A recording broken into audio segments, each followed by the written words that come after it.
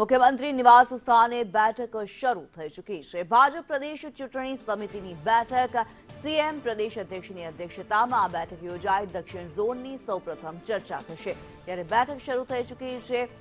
CM અને પ્રદેશ અધ્યક્ષની અધ્યક્ષતામાં આ બેઠક શરૂ થઈ ચૂકી છે। ત્યારે દક્ષિણ ઝોનની આ બેઠકમાં સૌપ્રથમ ચર્ચા કરવામાં આવશે। મુખ્યમંત્રી નિવાસ સ્થાને ભાજપ પ્રદેશ ચૂંટણી સમિતિની બેઠક શરૂ થઈ ચૂકી છે। મુખ્યમંત્રીના નિવાસ સ્થાને આ બેઠક યોજાઈ રહી છે, જેમાં દક્ષિણ ઝોનની ચર્ચા પ્રથમ કરવામાં આવશે। સીએમ અને અધ્યક્ષની અધ્યક્ષતામાં આ બેઠકનું આયોજન કરવામાં આવ્યું છે। મુખ્યમંત્રી નિવાસ સ્થાને ભાજપ પ્રદેશ ચૂંટણી સમિતિની બેઠકનું આયોજન, જે બેઠક શરૂ થઈ ચૂકી છે।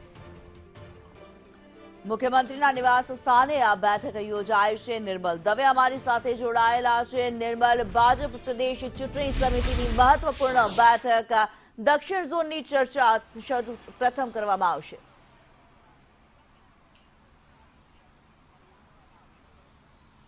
જો મુખ્યત્વે 4 ઝોનમાં ભાજપે ગુજરાતને વહેંચેલું છે, જેમાં દક્ષિણ ઝોન, મધ્ય ઝોન, ઉત્તર ઝોન અને સૌરાષ્ટ્ર ઝોન એમ 4 તબક્કામાં ભારતીય જનતા પાર્ટીએ ગુજરાતને વહેંચેલું છે। ચારેય ઝોન પૈકી અત્યારે સૌથી મહત્વનો જે વિસ્તાર ગણાય છે તે દક્ષિણ ઝોન ગણાય છે, અને એ દક્ષિણ ઝોન વિસ્તારની ચર્ચા હાલ ચાલી રહી છે। તે પ્રકારની પ્રાથમિક જાણકારી પ્રાપ્ત થઈ રહી છે। દક્ષિણ ઝોનમાં સૌથી વધારે જોઈએ તો સુરત એ આર્થિક રીતે પણ કેન્દ્રબિંદુ છે, તેમજ રાજકીય રીતે પણ ભારતીય જનતા પાર્ટી માટે કેન્દ્રીય બિંદુ રહેલું છે।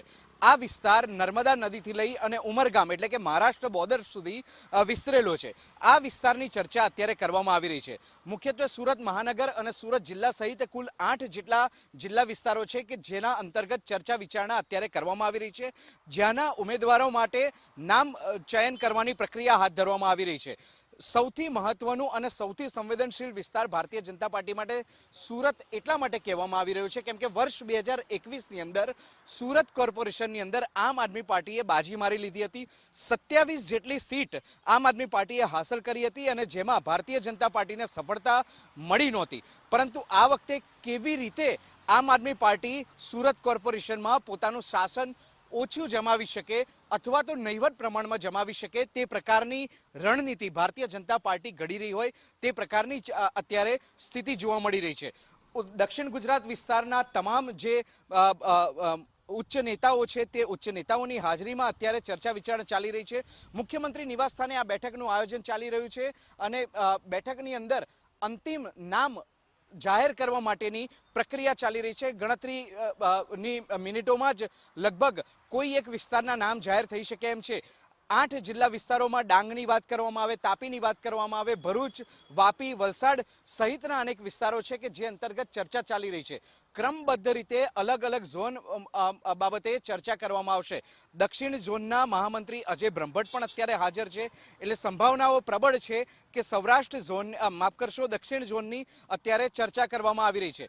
કેન્દ્રીય જળશક્તિ મંત્રી CR પાટીલ પણ અત્યારે આ બેઠકની અંદર હાજર છે, એટલે પણ માની શકાય એમ છે કે દક્ષિણ ગુજરાતના જે મુદ્દાઓ છે તે મુદ્દાઓ અંતર્ગત ચર્ચા ચાલી રહી છે। ટૂંકમાં નામ ચયન પ્રક્રિયા અત્યારે ચાલી રહી છે કે જેની પર અંતિમ મહોર ચૂંટણી સમિતિની બેઠકમાં વાગી શકે છે। જી, ધન્યવાદ નિર્મલ।